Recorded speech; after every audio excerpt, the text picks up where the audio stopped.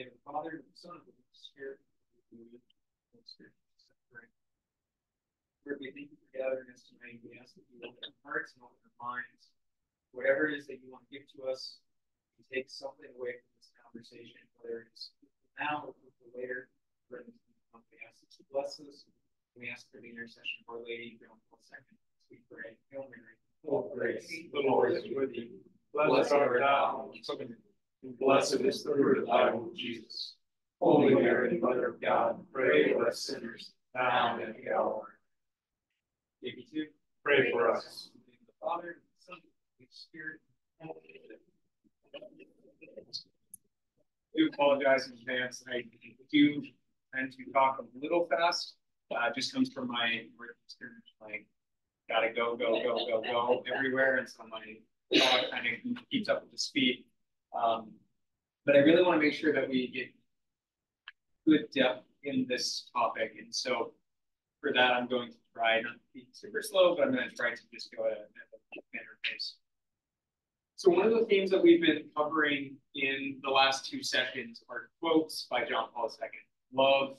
I have a very strong devotion to Jacob too. This is very well. So tonight, in your packets, there's, I believe, like 3 clips. If you can go to that third one, that should look like this. And then whatever's in that clip, just take everything from there, and then you can close the envelopes or the folders. Those are the things that we talked about in the last 2 talks. So you're more than welcome to take those.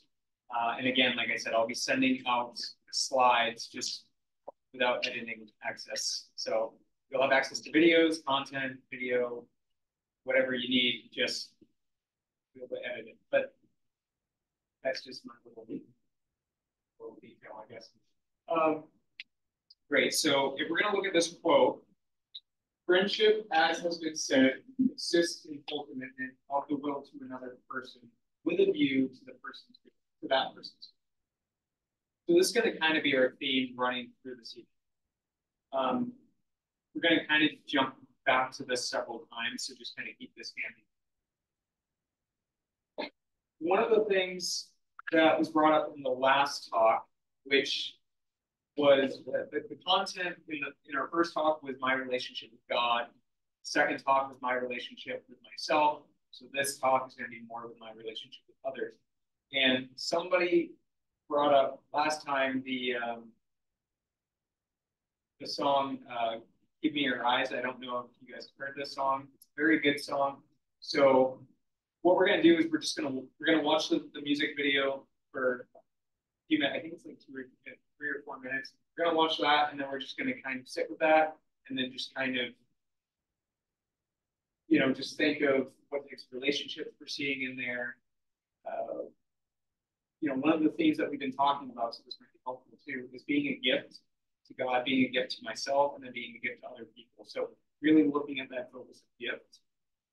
We're going to watch this video and then kind of sit with that and we'll discuss it. Does that make sense? Does anyone have questions so far? No. We'll come back to that.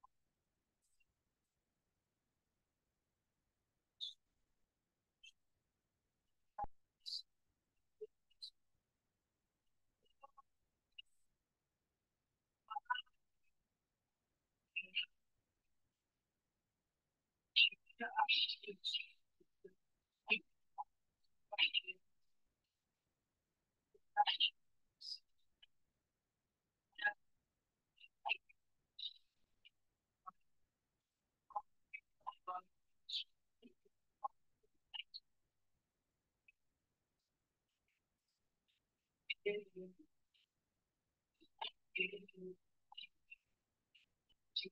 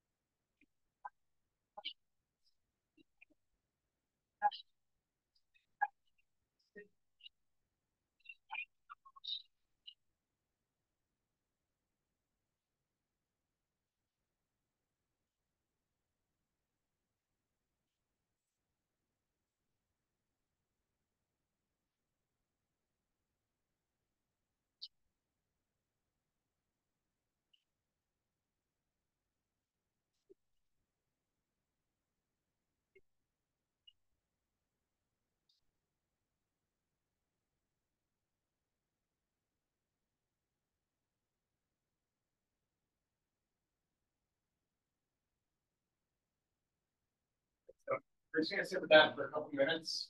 We're just going to, again, going back to this point of friendship, these relationships will be good of the other. Let's just think of a moment in particular or seeing, or again, like I said, a moment in there that kind of conveys this message of willing the good of the other.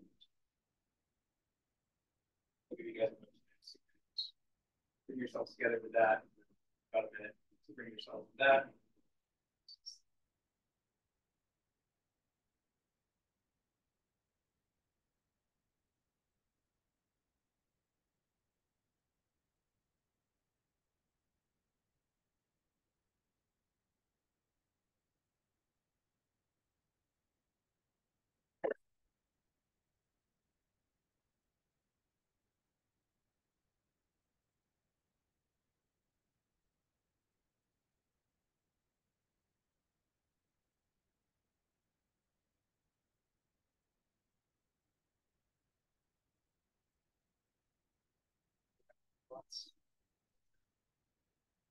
Carol. Yeah. I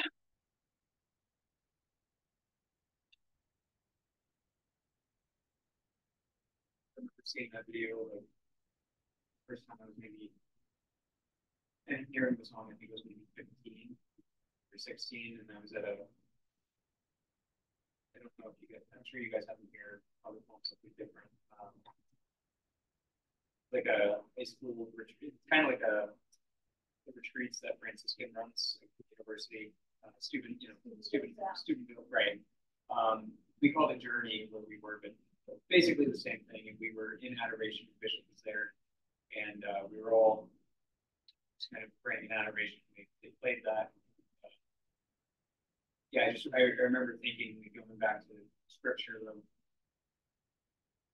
Jesus asking, "Do you want to be well? Right? Do you want to be healed?" And kind of thinking in that moment, okay, he's not just asking, does the man want to physically be healed? And of course that answer is yes, right? But also, do you want to be healed? Do you want to see the way that I see things, or the spiritually, right? And I think that's kind of the message that's kind of being pointed across to us here is we live in a very, very busy society, and things are always happening, emotions are happening, surface all of that. But if we take that moment in particular and we just kind of look to a situation and see it the way that God sees it, see it with beauty, we'll see it as a gift rather than disruption, maybe, or an inconvenience, right? I guess that's my thought when I see that. See that brings me back up. Well, I remember the song from, I didn't know how long ago it was. I've never seen the video of it. So I'm just wondering, but showing the guy in the suit, is unemployed, he's afraid to tell his wife. Like, we see people who don't, like, we wouldn't know he was unemployed. Right. How do you relate to strangers when you don't know what's going on? Yeah, I understand the song is about, like, if we add Jesus' desire, you can know what's under the surface, but how do you project? How do you anticipate that's I guess there's not, at least my thought, and again, I want to make very clear that this type of session is a discussion. It's not facts. It's just kind of more or less for dialogue. I guess if I were to think of that, try to answer that question, I would go with the answer of just kind of sharing in the experience of being a human person and knowing that people are struggling. You may not know exactly what they're struggling with, and especially if they're strangers, right? And I know that's the big piece. Like, for example, I'm just for you in here. You and I work together. I think you and I, we understand the way that we understand each other's mannerisms, the way that we operate. So if something is off with one of us, right, you might ask me, hey, what's going on? If you have sleep, you might be able to answer that. For somebody that I'm not that familiar with, it's just this guy's holding me fine, right? And so I guess just asking the Lord to see that, even though I will say there have been saints, and I want to be very clear here too, that's by saints I don't just mean like thank you, that's the word I'm looking for. Canonized saints, they do have gifts of, like, use a canonized saint here, but Padre Pio was able to read the sins of people. He was able to read as far as their conscience. And that is a gift that people do have. Like, they can just kind of sense something's off. I don't know this person, but like, this probably isn't their natural, right? So I would say just being able to share in that, asking, probably just asking the Lord to give us the gift. In the midst of all of those distractions, sure, to be aware that virtually everyone you interact with is going that therefore have something that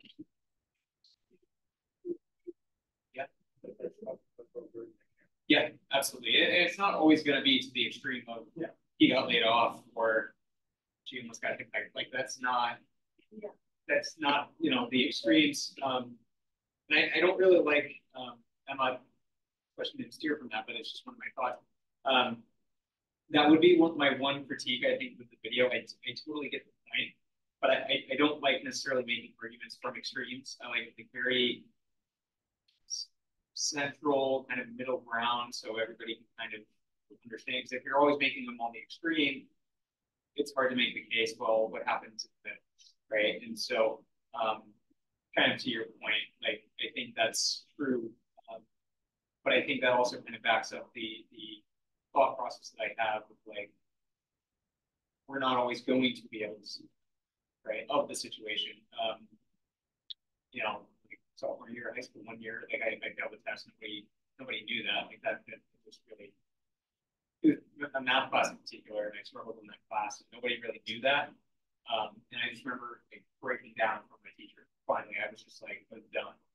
And I had one classmate in there, and sophomore year, I was like, guy or whatever, and I'm like, you don't tell anyone, like, this does not walk out of this room, because I was just very embarrassed.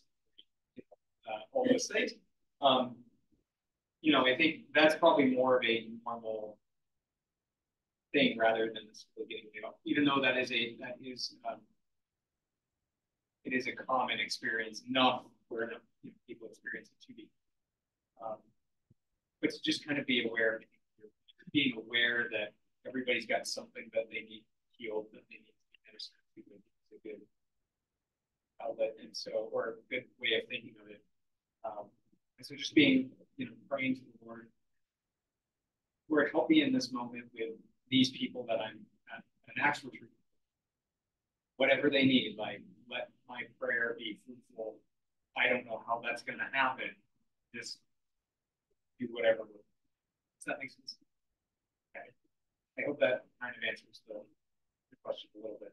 Well, no, I think it's like what the saints tell us about trying to attribute the best motives to people, like to kind of project our, like, if we're irritable, it's because we didn't sleep or something happened, if somebody else is irritable, we attribute that to their personality, they're a grumpy person, rather than saying, oh, maybe they're irritable because their baby was up last night, and trying to, cut them some slack and say, there's a reason, there could be we're quick to judge. Yeah, exactly. Yeah. Trying to suspend judgment and put it in the best possible light. Perspective. Yeah. Try to always give the benefit of the doubt. And I think that's definitely easy. I think it's easier, my personal experience, I think it's easier with strangers than it is with people that I know, the more that I know those people.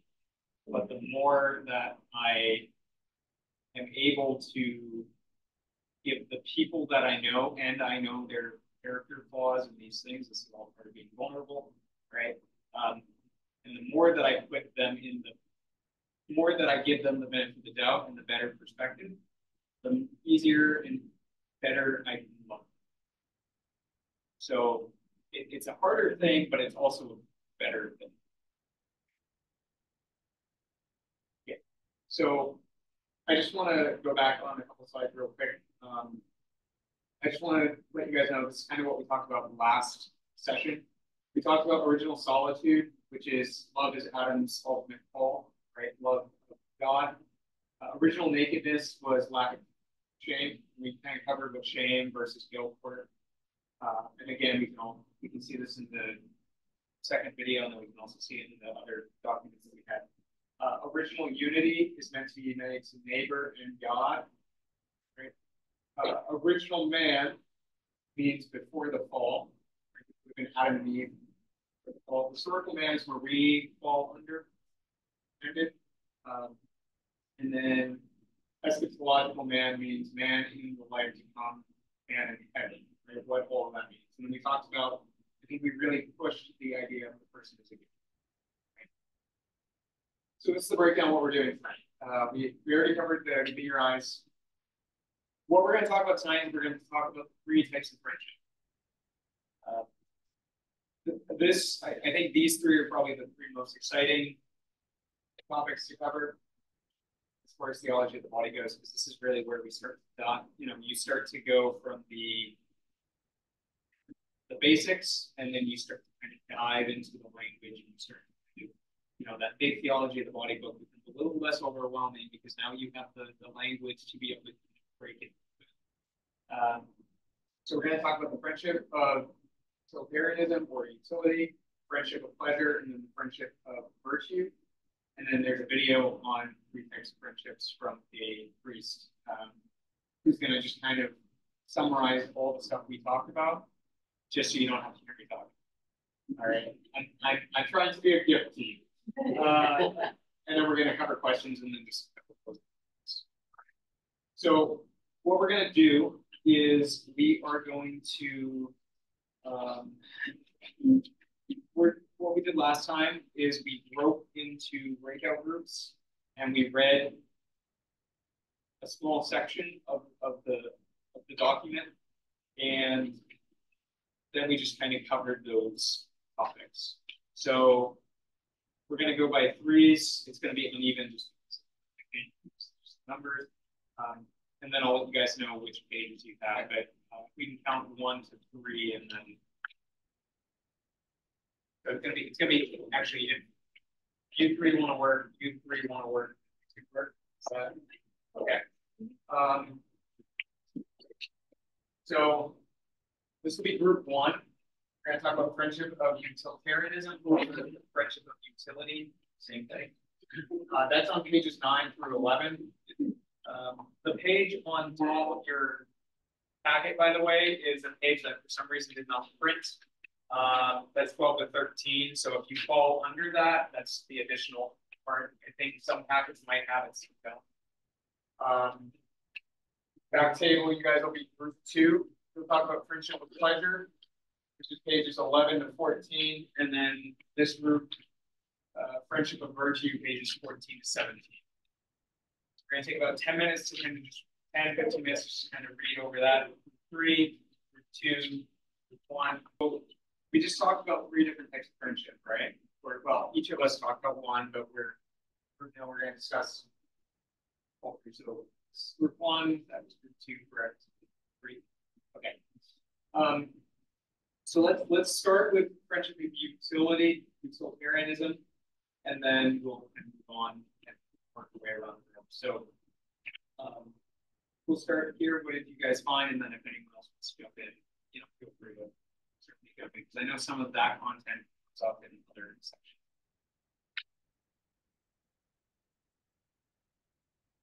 Okay, so one of the things that we saw is it's more of a convenience type of situation. But what can I do? What can you do for me? And you kind of you expect to receive, but you don't necessarily get. Sure. Right?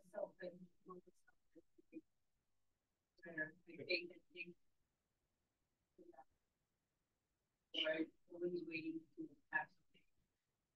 Yeah. I think that's probably more just from my own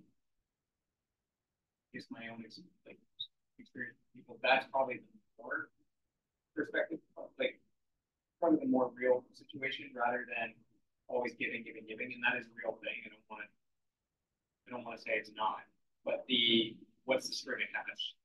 That tends to be more transaction. Yes. There's an exchange that continues as because it's mutually beneficial, right? If that element is lost, then the party that's not benefiting from it. Yeah. I think of a lot of working relationships during my working years, and how they were coming out. And so, yeah. I think one of the this is the book we're actually using this content from, Men, Women, and the Mystery of Love. Talks about different types of friendship. I've said this in a couple of the other classes. If there's a particular order that I would get to for theology of the body, the JP2 stuff, I would go this book first, then Carol Wativa, who's just for a second, Love and Responsibility. Then I would go Christopher West's Theology of the Body, his not interpretation, but his notes, his feedback, his explanation, right? And then I would get to JP2. I wouldn't go in, I would not dive into that book without knowing the language. You write that down. Or are you going to put it in there? I'll send it in an email, but okay. Yeah, I don't want to get into all this because that'd be a whole other conversation, but this and Love and Responsibility were the 2 books that brought me to Theology of the Body. These were the books that brought me to discern properly out of seminary. These were the books that really showed me the friendships that I needed. This is the book that gave me the language. Particular. So I'm very happy to promote this. So, I think I have another copy in my office. Anyway, yeah, so kind of looking at going back to this example, kind of to your point, right? We can think of a mechanic, right? Or we have an accountant and a client, right? Or we have a mechanic and a client, right? How's your day going? Great. I need money. Great. I need my car fixed. Can you fix my car? Yep. You have money? Yep. Transaction. And then, you might go to them again, right? You trust them. And I want to be very clear that these are not bad relationships. These are real relationships. A good mechanic, a trusted mechanic. A trusted mechanic is very important. That's one of the most important relationships in your life. A mechanic and an AC repairman. Yes, Yeah. especially here.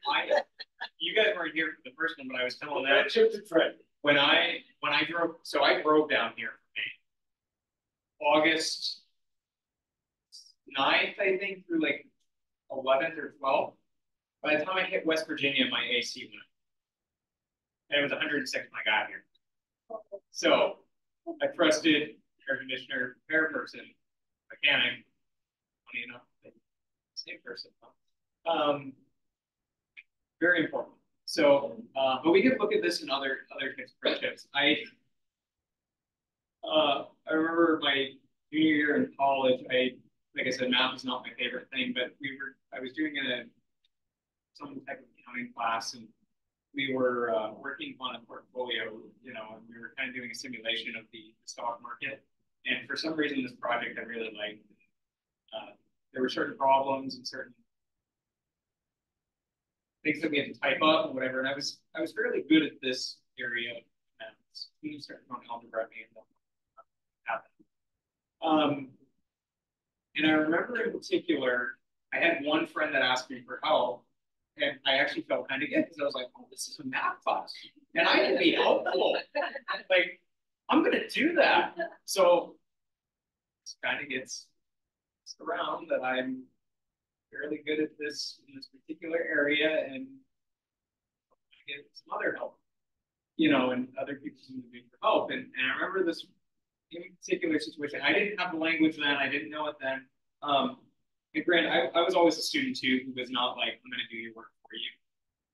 But I think I was on such like an academic high at that point that I was just like, "I'm going to help you." And I was telling a teacher friend of mine about this maybe 2 years later, 3 years later. He's like, "Oh yeah, they use you." I was like, "I know." But I remember in particular, and I won't use her name, but I remember in particular this one young lady. We ended up having a friendship of utility, if you will.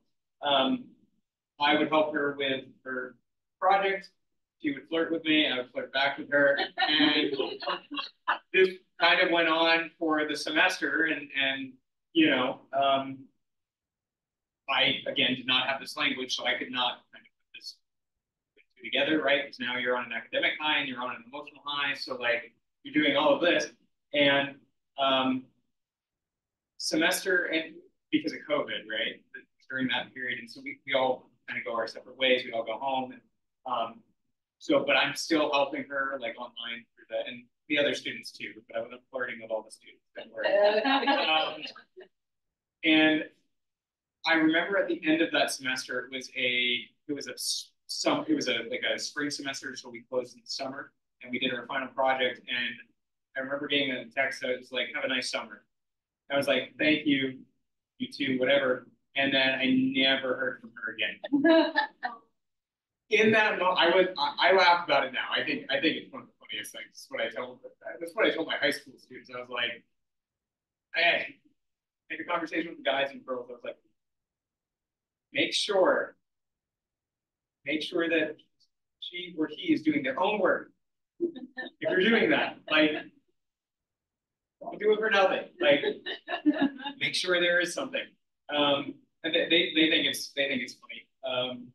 But that's kind of one of those things that I was thinking of after reading this book. This book I read maybe 2.5 years later. I was like, I'll call her Sally. I was like, "Oh, that was that." Utility right there. And you know, there was certainly a benefit to me. Pretty girl worked with me, like that's a great thing. I'm helping her with a math, you know, project that she needs help with. I'm giving, right? But to your point, it comes back to that, like, what's the string attached, right? Once that semester is done and once that good grade is locked in, that's great. Like that's okay. Or you know, in business, same thing with a client, right? And, you know, a competitor gives them a better rate of something.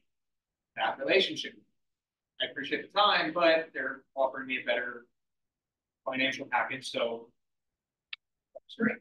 It's the reality of things. So this is a real form of friendship. It's not fundamentally a bad one. If all of your friendships sit at that and that is the foundation, that's a problem. But to have these types of friendships is not. It's not selfish. It's just kind of the way that the world works. You can't be virtuous friends with everybody because you don't share the same virtues with everybody, right? You can't. And they don't. No, I don't think anybody has that capacity, right? Especially some of like the most virtuous people I know have like some of the least amount of friends. But the friends they have are virtuous friends, and we're going to get to that one. But, and I don't want to jump the gun here. So does that kind of make sense for this? It's the mentality really is what can I receive from this relationship, and what can I give the very bare minimum. Friendship with pleasure. What do we got? Yeah.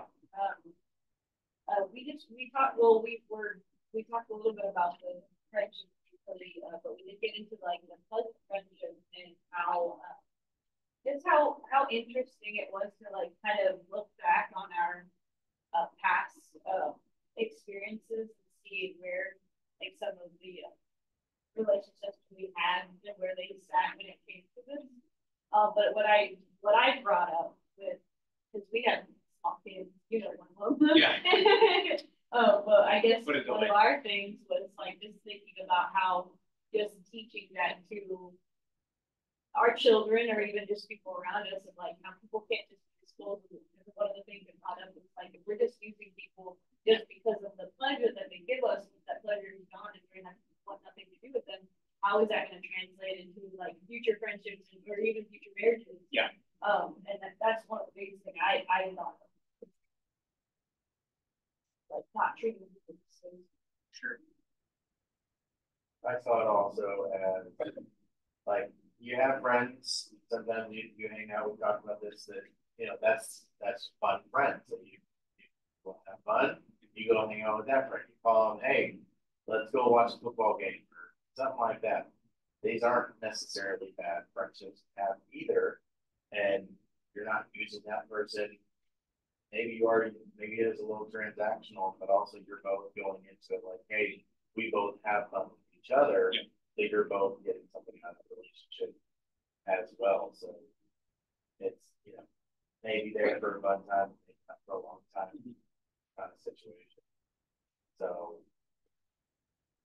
and those, it seemed like those two relationships could possibly work like into one, like the utilitarian friendship and the pleasure friendship, pleasant friendship. Like I work with somebody and then we go hang out on, you know, outside of work, and then we're more than, you know, you can move it more than friends. But you also have your friends that just, you know, it's your friends. Yeah. Yeah. So It is. just stay at certain steps. Right. And you can always go in back.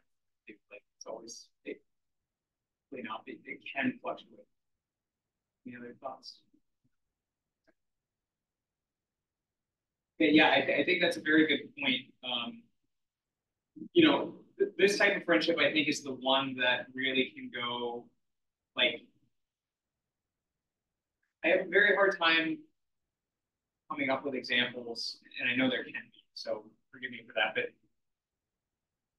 it's hard to tie utility and virtue together. It's much easier to tie pleasure and utility and pleasure and virtue.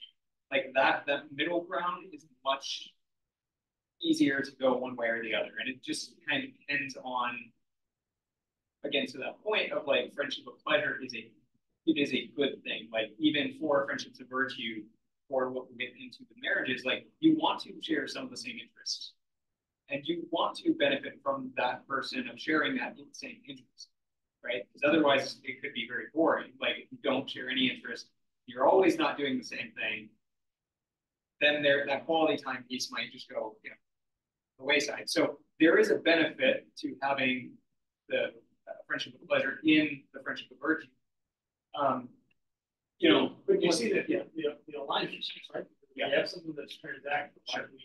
We're sharing something and we're giving and receiving, but it's different things, right? It's money and professional services, whatever, right? Yeah. It's very transactional.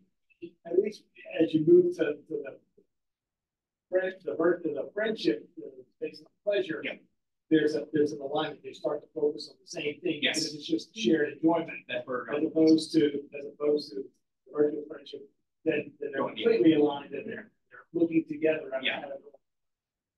Yeah, for sure. That is the center. That is definitely the center focus point of really, I would say this whole series, honestly, is that when you're in a relationship with yourself, these different people, like what is it that you're, and God, what is it that you're kind of aligning yourself to, right?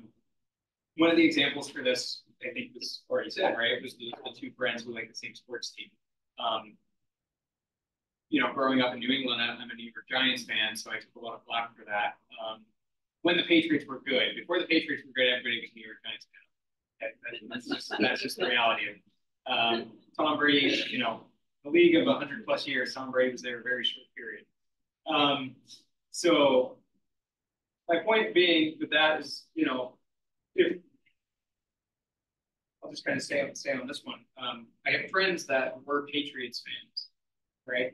And when Tom Brady was there, and then I had other friends who, when he went to Tampa Bay, just seemed to go to Tampa, like that was their team. But I had friends that still stayed in New England, and then their shared interest, and they had other shared interests, but to this example, that one shared interest kind of went the wayside, and they started going different ways, right? You didn't see them at every game like you would. You wouldn't go to Buffalo Wild Wings with them every weekend to go watch this game because it's just this is one of those examples. And, I remember one time when I was 19, I feel really. This is kind of where what we talked about last time. This is kind of where that guilt and shame part came in. When I was 19 or 20-ish, I had a friend who texted me. We've always been really good friends. We have a lot of the same interests. I consider him a friend of virtue. So it was more or less I was kind of giving in to my friendship with pleasure at that point, right, for a relationship. And he texted me. I went with him somewhere to a party we were having in town, and he was like, "Hey, do you want to stay at my house?" And I was like, "Yeah, that sounds good." But then I got a text from another friend of mine who I hadn't seen in a little while, and I wanted to go see that person, even though I had already committed to that other friend. And so, stupid, clever me was like, "Oh man, I'm really not feeling it." He knows the story now, by the way. So they both know the story, and I'm, God forgive me for it, but I was ashamed of it for a while. But I was like, man, I'm not feeling well. Then I text this other friend of mine, and I'm like, "Hey, what time do you get home?" Blah, blah, blah, blah. He's like, "Well, I'm probably not getting home until later. The Bruins are on." And the way that we feel, I'm being very generic here, but the way that football is down here, hockey is up there, right? And so, like, he's a Capitals fan from Washington. He's like, "The Capitals are playing the Bruins," and my dad's a Bruins fan. I'm a Washington fan, so maybe 11 o'clock. And I'm like, "Oh, like, I had other plans." So I text my other friend back, and I'm like, "Hey, actually, I am feeling a little bit better, and you only live like 20 minutes away. Can I is that offer still on the table?" I never did that before. I never did it since. That was a lesson learned. And again, we are friends of virtue, but at the same time, I think in that moment on my end, it was like, how can I best be served in this moment by pleasure of going to play video games with this friend, even though it's later, and lying about this and blah, blah, blah, blah, blah, and then turning back around and doing it again. Like, oh, I'm actually feeling good, even though I wasn't sick. Like, you know, so. I was going to ask you about that. Sure. You know, the group reads on Yeah. that section. They tie together. On page 11. Yeah. You have underlined, but because we're the oldest people in here, we haven't experienced this, but I hear from our children who are, they're grown now. Yeah. FOMO, where people Oh. have a fear of missing out, so they don't want to commit to, you know, they're invited to different things, they try not to commit to anything so that they can pick the best one of whatever their possible choices are. Yeah. That didn't happen when we were growing up, I get treated them as much. No. I think that's for a number of reasons. One, and I've sat and actually I've thought about that quote a lot, or that phrase, because I know people do use that phrase a lot, especially in my generation, and even my students would use it all the time, and there was an 8-year age there. I was mentioning something to them in like 2010 or something. They're like, I was born. Like, okay, well, you're not helping me here. Like, all right. So, I think it's for two reasons. One, because of the technology that we have, we get a lot more information quickly, and we get a lot more options very quickly. I also think it's a very cowardly. I don't want to commit to anything because the next thing might come up that might be a little bit better, like I did with my friend. I said, "Yeah, I'll go," and then an hour later, I was like, that was a very cowardly thing to do. I had two options. The right option definitely would have been, hey man, sorry, I've already committed going to this other friend's house. I appreciate the offer. Sounds like a great time. Have a good night with your friends. Let's catch up another time. That would have been the right thing to do.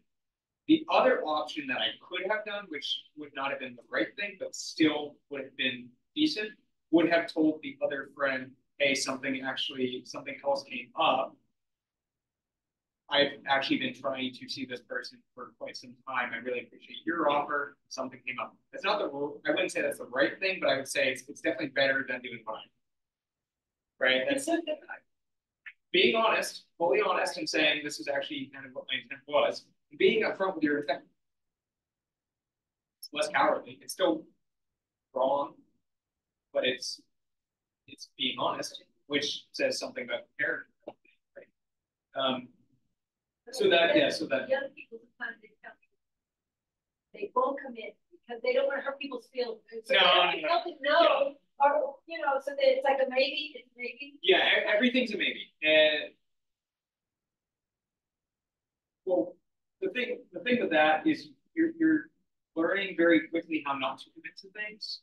Which, see, this is where I'm very thankful to my mother in particular. Very thankful because when I was very young, we always had this rule of like, you know, if you want to quit that sport, you know, you can quit at the end of the year. We did one exception for baseball, but I had already had this coach in fall, and there was a personal thing there, and I was like, I'm not doing a full season. I think that's a different situation. But normally the expectation was, yeah, you can quit. You can quit at the end of the year once you finished up your commitment. Swimming 3 weeks in, I was very young, and I was like, I don't want to do this. Okay, you don't have to do it next year. I was like, okay, so we're going home. No, you're finishing this commitment. Scouting, you know, same thing. You're finishing out your commitments. And again, of course, things come up, and you make those adjustments. But kind of going down the middle point of not really having any exception here, just my wants. There is this thing of commitment. But I would say that is I think it is a generational thing where we're not seeing as much commitment, whether that's to our academics or friends or ourselves, honestly. I mean, it's just, what's the best thing that can serve me in this time? And it's how much pleasure can I gain in this amount of time? How much adrenaline can I have in this amount of time? And obviously, I don't think those phrases aren't used, but that's kind of what we're getting. It also is selfish. We don't care about others. Sure. And I think part of that's true. And I also don't, I totally agree with your point of like we don't want to hurt other people's feelings, so we're not going to commit. But I think that in itself is hurting other people's feelings anyway. Of like, because really the message that you're relaying there is, I don't value your time and your response enough to say yes or to say no. You know, I have one friend in particular, love this guy, but we just can't make plans anymore. Like, we can't make big plans because every time, probably for the course of a year, every time we made plans, it was either like super, you know, on their end. It's on mine, so I'm not throwing anyone under the bus. It's both of us, but always late, or you know, we'd hang out and then there'd be another friend there that he had just invited in the last minute, or these plans change. Or like one time I called him, he was like, "Hey, we made dinner plans, you know, a few nights ago. What happened?" "Oh yeah, I'm in Massachusetts." And I'm like, "That's 2.5 hours for me, dude. Like, I'm sitting in the parking lot. You didn't call, you didn't text." Like, it's one of those things that's kind of like, okay. So after that happened, I was like, dude, we share a lot of the same similarities, right? But until you can commit to these very small things, we can't commit to, you know, like my best friend, him and I went down a few years ago. We went to a different friend. We went down to Tampa, Florida for this. That was awesome. But we also have that friendship and that relationship where we can commit to those things. I wouldn't do that with that other person because I'd show up to the airport and I'd be by myself, potentially. Like, you know, it's one of those things. So yeah, you know, I think we are worried about our own emotions, and that's maybe the way that we cope with it is. So I'm just not going to make it better, which in itself is not good. It's a really bad, and that's a bad habit to do. Does that make sense? Okay. Move on to the friendship of virtue. You go.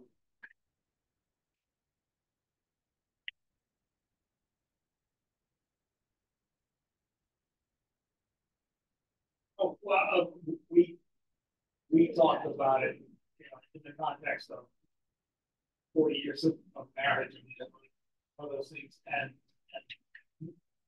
how that shared mission, I'm sure, kind of pulls you through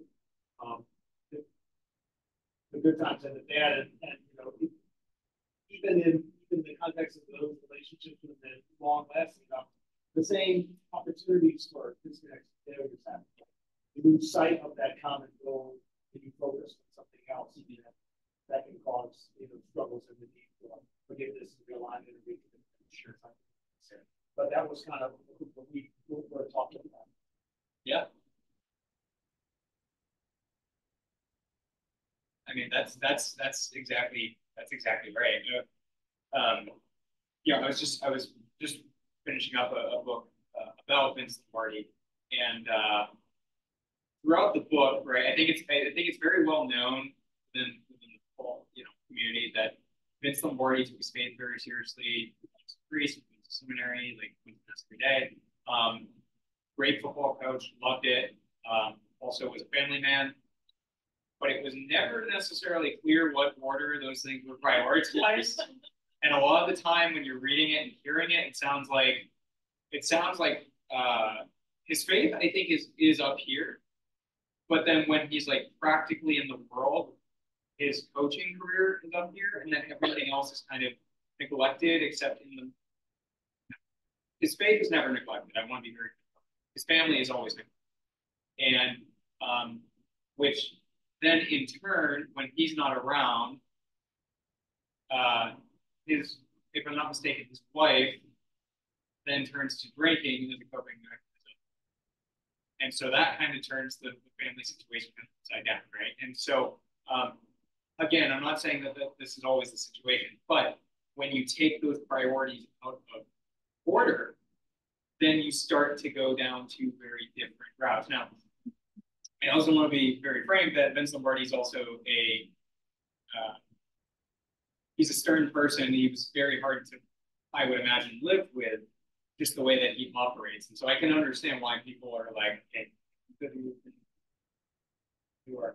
But to that point, you know, if you have the same common goal, even when those challenges come up and you're staying on that goal, that should be able to kind of push you through, hopefully. And that, a lot of that has to do with, like, you know, this is why, like, in marriage prep, you know, they should, I don't say they all do, but they should, you know, have conversations about things like finances or children or sex or what your faith like, you know. So, and those of you that are married, those of you that aren't married, you all know the other topics that I'm, you know, I could speak of. Those are important discussions because that is going to kind of, it's not going to 100% determine, but it's going to give a good analysis of, okay, well, how can we push through with this? Like, it basically asking the question of what is your vision with these other pieces together, because that's how you can determine your characters, how you prioritize your life, and how you, you know, like, you know, going back to my mom, for example, she is a very hard worker, hates calling out when she's sick of things, you know, whatever. But she gets up every day, goes to work. Like, that's something to be respected because she's taking care of things that need to be taken care of. And that is a virtuous act about her specifically that says, even when I don't want to, I still go do the things that I need to. That just says something about character. That's what a virtue is. It's what do you do, right? With the gifts that you've been given. And that's what we need to share in all of these types of friendships, but primarily in the friendship of virtue, which is the one that we would really, in an ideal situation, every married couple would be in that friendship of virtue, right? And you know, I was talking to a friend of mine about this a few months ago, and we were talking about, like, well, you know, the marriages that we've seen that have been successful, most of them were friendships of virtue, or friendships of pleasure that eventually, like, started to turn into friendships of virtue, but the signs were already kind of there. And then we asked the other question: what were the ones that we didn't necessarily see that were successful, which were friendship of utility, and it stayed there, which was, you know, for example, I need to live somewhere, you have a place, like that might be a reason, right? In that type of friendship. And so that in itself is going to be a sign that may not last. I had a family member a couple of years ago, and it really struck me because I was feeling this, I felt very blessed in this way. But again, I had to read this because I didn't have any of this language. It's kind of, again, after I had the language that I was able to vocalize it, yeah, and to see it. I remember leaving seminary, and I remember thinking to myself, I have friends back home that I like them a lot, but I don't know if I really want to, like, regular relationship friendship with these people because we share different values and we share and our interests are kind of different at that point. So now it's just kind of like so when it gets to that point of, like, let's where to go see that person because that's what you have, is that utility. It's like, you know, I gotta go to the mechanic again. You gotta get money. Right? These are things we need, but and I remember saying this to somebody at, like, I was maybe like 22 or 23 when I was having this realization. And then a couple of weeks later, someone I hadn't talked to in my family was, like, expressing the same thing, different language. And I'm looking and I'm like, that's not a bad thing. I'm really glad you're getting there, like, that you're there, that you're finally seeing that. But at the same time, it was, if we don't have the language, we don't know. And it's just, we don't know. You know, it's this is the big thing with theology of the body that I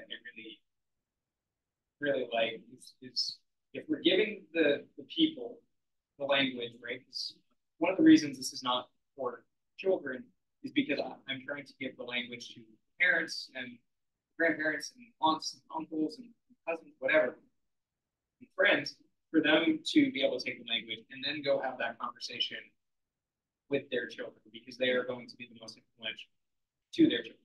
There are many conversations I had growing up as a kid that we just could not really dive into conversation because we just did not have language. We did not know we knew what the objective of the conversation was. We just didn't know how to get the conversation going. Like, you know, one time, like, you're coming to my friend, you know, I was at a friend's and family member picks me up I was with an aunt or something, and picks me up. We go to another friend's house. Friend I really had no interest in seeing, but it was a friend they wanted to see, and it was a friendship they used. And I was like, at 15, I'm like, I think this is right, but I don't know how to like say no. I don't know how to express that. Then later on, you're thinking about it. You're like, oh, that's what that was. So when you have the language now, you can kind of express to your children when they're younger. You know, as you mentioned, now you're teaching your children how to manage and how to, you know, like when we say, I think specifically, you know, I'm sure we've all heard the phrase, you know, picking your friends is important. What does that mean? I don't know. It just means it's important. Well, how do you determine how to pick your friends? If you don't have the language of how to pick your friends, you're just going to probably end up picking people. Like my best friend, still to this day, the way we met is he destroyed my Legos. Annoying, right? But then came virtue and things later. But that was 20 years ago. But again, if you don't have that language, you know, you might end up with just the not bad friends, but just the not even the wrong friends, just the friends that lack the virtue that you similarly share. But you have to have the language to have that conversation. And it's that the pursuit of virtue that gives you the motivation or the opening for grace. So yeah. Staying in the group a couple of times, I think Lord knows how many small comments she has tolerated. I like that you said tolerated. Yeah, I can think of a conversation I had with him where I had come to him for some advice because I had obviously paid too much for a car and he was going to do repairs on it. He made a very sarcastic remark. I'll talk to him now. And I told him right off that, I said, my next one is going to be much better sense of you. Yeah. Yeah. Good. Good. Yep. No, it's true. It's true. Great. Does anybody have any more thoughts on that or questions? Okay. So we don't have time for the other video, and that's totally fine. I was hoping that we could. It's basically everything. I just want to kind of give a really quick shout out to these are some of my friends of virtue. Some of them I've done summer camps with, a program called Totus Tuus. It's basically, as I describe it, vacation Bible school on steroids. You're condensing everything in short 16-hour days. It's long and you know, so picture in the right corner, most of us were in that program or were seminarian brothers. The middle picture, the end here, like some of those as well, the left corner, those are from Echo, the program that I'm doing. You know, we all come from different places. We're all over the country right now, but our mission is still the same. Like when I leave for, you know, I got to be back in Indiana on June 1st. We're all excited about that because we're like, all right, we're all getting back in the classroom together. We're all going to be going through this crazy train that we call Echo, where this, you know, crazy academic schedule, whatever it is. But our mission is the same thing. It's how can I best serve the Lord? How can I best serve my communities? And if we're sharing those interests, then we have, you know, and we have the friendships of pleasure in there because all of us like baseball. We all went to a baseball game. Not a problem with that. We kind of need that to share those similarities, right? But then that thing that really keeps us as really, you know, best friends, I would say. There's a picture, bottom, middle left. There's, you know, it's very hard to see it, not to point out, but there's two women in particular I worked on that Totus Tuus program in the first 2 years. All three of us are very much tied to the hip because we, you know, went through the same struggles, we went through the same training, we did all of that stuff. And that was, we were 19, that was 7 years ago that we, you know, been very, very close. And that's not to say that that's always going to be that way. But we're all three of us are doing very different things right now. One's in Maine, one's in Massachusetts, I'm here. We still talk 3-4 times a week. Like, these are your types of friends. And again, I attest most of this to this theology of the body program, theology of the body topic, because, and this is what I'm going to kind of close you with, I think. You know, I talked about this in the last class, in the last session. I just remember at 19, I hadn't gone to confession in a very, you know, probably like 6-7 years, because I just forgot the confession thing. And I remember going, and I was receiving communion at that time. So one is forget, but it just wasn't a practice that we really did in my household growing up. But I remember praying in particular, where I was like, Lord, there's got to be another one. Like, there's got to be different friends. There's got to be, something's got to give. Like, I need you to just start placing people in my life. And then those people came in. And then 3 years later, these people came in. 2 years before that, those people. Like, you know, you got to ask. And you got to kind of work your way around the how can I best serve. And it then became, okay, how can I build friendships of virtue with these people? And also give of myself as a gift. And give of myself to the Lord, rather than asking the question, how can I serve this? When you ask that question and you try to go in the opposite direction of serving yourself, those gifts, which again is very clear, there's no strings attached, is kind of when, you know, you just find yourself and you find this thing that we call humanity, I guess. So yeah, I just kind of want to leave you with that and just kind of give your appreciation for those people up there. There's many missing, but yeah. Does anybody have any last minute questions? Last minute. Yeah. How do you find what happens in conversations with people, like learn their mission? Yeah, that's a great question. Most of the time, I think it will come up because most of our friendships don't start in friendship of virtue, right? They start in usually friendship of pleasure, and over time, you guys start, you know, the better you get to know people, the clearer you kind of get to see their strengths and you get to see their weaknesses, and in that time, you kind of find their mission, and so.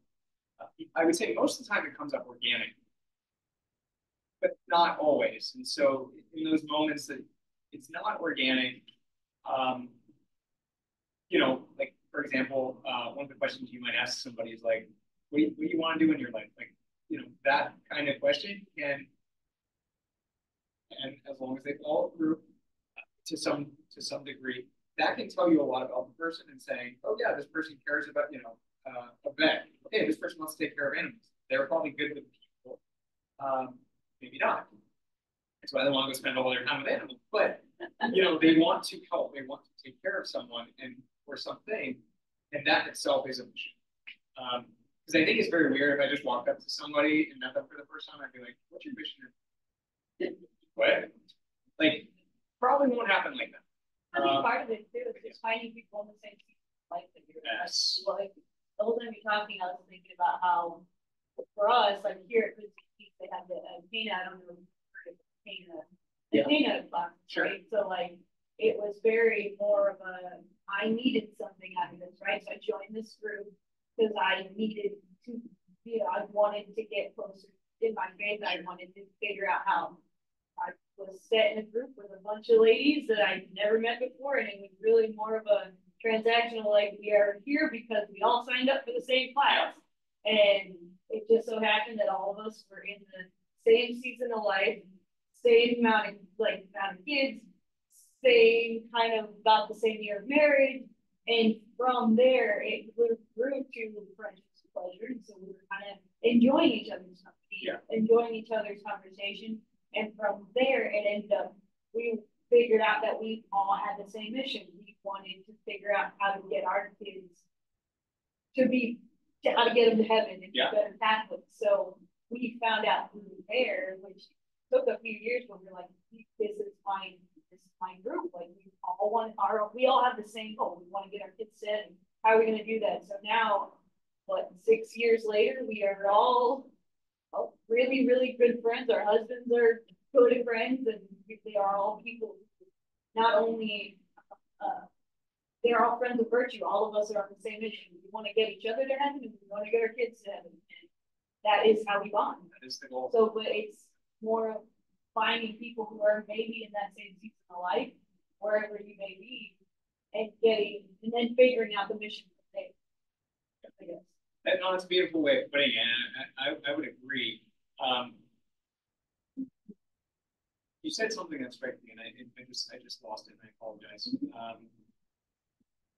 Yeah, no, definitely being in the same season, I think, is extremely helpful. Going to do the same type of work. It's like, oh, that was it.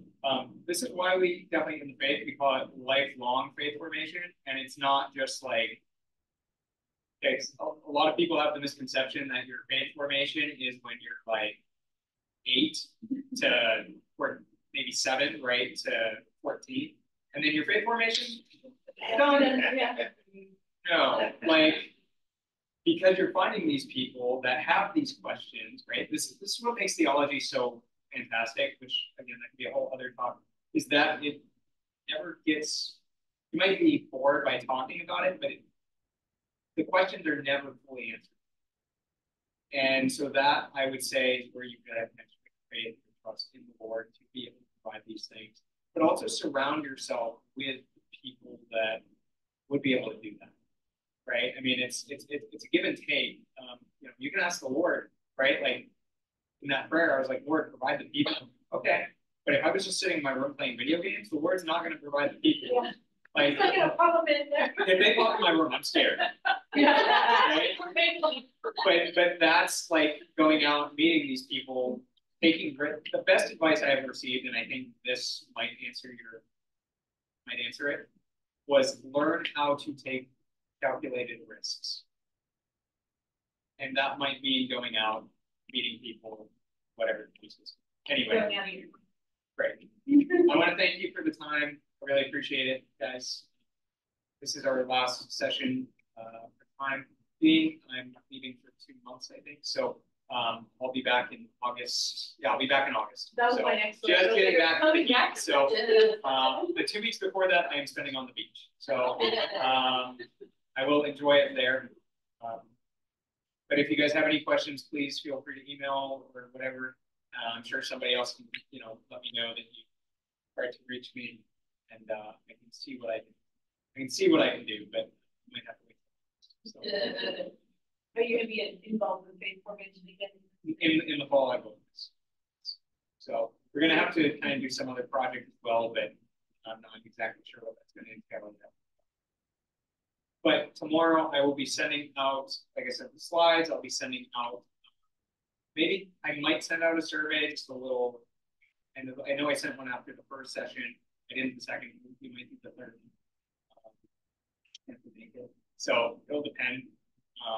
But you will definitely receive that email from me with this. You'll receive the slides, and then also those books. I'll try to make a mental note of that. If not, please somebody respond to me and say, what were the books? And I'll know what you're talking about.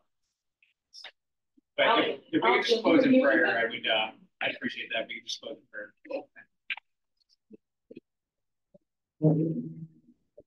Father, thank you for the time that we've spent together in these 3 sessions. Of you, others, ourselves, very consistent way. Knowledge of our body is a gift, and that knowledge not just on itself in the mind, but also down to our hearts. Please speed that process up. We ask for the intercession of our Lady, who is the great Mary, full of grace, the Lord is with thee. Blessed art thou, and blessed is the fruit of thy womb, Jesus.